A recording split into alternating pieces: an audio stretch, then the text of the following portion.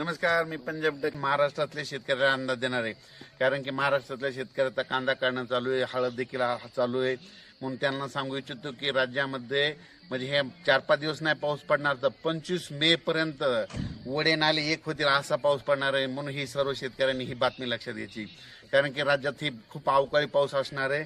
ऊसावाल्यासाठी खूप आनंदाची बातमी, ज्यांना पाणी कमी पडते त्यांच्यासाठी आनंदाची बातमी, आणि जी मुके जनावर आहेत त्यांच्यासाठी खूप आनंदाची बातमी. कारण की हा पाऊस मध्ये खूप चांगला पडणार आहे. बीड जिल्हा, सोलापूर जिल्हा, लातूर जिल्हा, परभणी जिल्हा, जालना जिल्हा, लातूर जिल्हा, नांदेड जिल्हा, हिंगोली, परभणी, वाशिम, बीड, त्याच्यानंतर संभाजीनगर या खूप भागामध्ये जोरदार पडणार आहे. म्हणून हा अंदाज लक्षात घ्यायचा. म्हणजे नाशिक जिल्ह्यात, नगर जिल्ह्यात सगळीकडेच हा पाऊस पडणार आहे. म्हणजे अकोला, अमरावती, वर्धा या भागापर्यंत सगळीकडे पाऊस पडणार आहे. म्हणून हा अंदाज लक्षात घ्यायचा. पण राज्यातल्या सर्व शेतकऱ्याला सांगू इच्छितो की ज्यांचा कांदा काढणी चालू आहे की तुम्ही काय करायचं की आपण आपला कांदा जसं वेळ भेटेल तसं काढून घ्या. कारण की राज्यात हा पाऊस जवळपास सांगायचं झालं तर 25 मे पर्यंत सगळीकडे खूप असा पाऊस पडणार आहे. म्हणून हा अंदाज लक्षात येतात. पण राज्यातल्या सर्व शेतकऱ्याला सांगू इच्छितो की हा पाऊस म्हणजे चांगला वडे नाले वाहतील असा पडणार आहे. बीड जिल्ह्यात तर तो खूप पडणार आहे. म्हणून बीड जिल्ह्यात योगायोगानं पाणी कमी पडले उसाला, त्यांच्यासाठी खूप आनंदाची बातमी.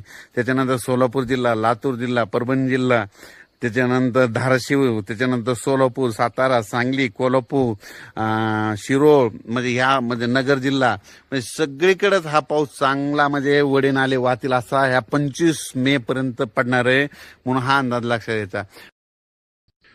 परत राज्यातल्या सर्व शेतकऱ्याला सांगतो की हा पाऊस सांगायचं झालं तर म्हणजे हे 2-3 दिवस नाही चालणार, तर कम्प्लीट 12 मे पासून ते 25 मे पर्यंत दररोज 2-2 दिवस भाग बदलत सगळीकडे पडणार. परत जिल्ह्याचे नाव सांगतो: नांदेड जिल्हा, लातूर जिल्हा, त्याच्यानंतर यवतमाळ, त्याच्यानंतर हिंगोली, वाशिम, अकोला, बुलढाणा, त्याच्यानंतर जालना जिल्हा, जळगाव जिल्हा, धुळे, नंदुरबार, उत्तर महाराष्ट्र, नाशिक, नगर जिल्हा. म्हणजे सांगायचं झालं तर हा पाऊस जवळपास बीड, लातूर, धाराशिव, सातारा, सांगली, कोल्हापूर, नगर सगळीकडेच पडणार आहे. कोकणात देखील खूप पडणार आहे.